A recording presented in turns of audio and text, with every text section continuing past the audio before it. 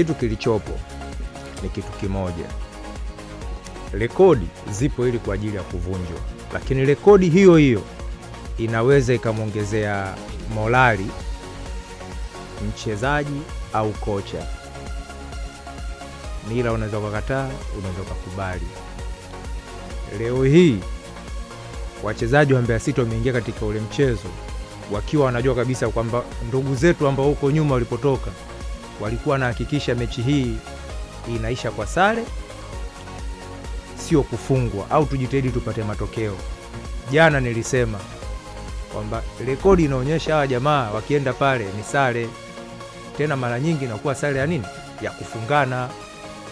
Leo imetoka suluhu ambayo ni bila tunaita kwa lugha nyingine.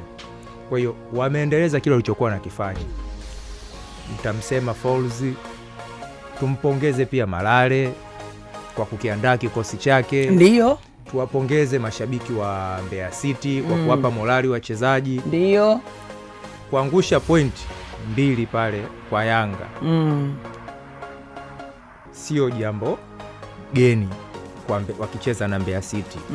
Lakini kama wangeshinda, maana yake hiyo ni rekodi mpya ambayo Falls angekuwa ameiweka akiwa na Yanga, ambapo makocha wengi wameshindwa kuifanyaje?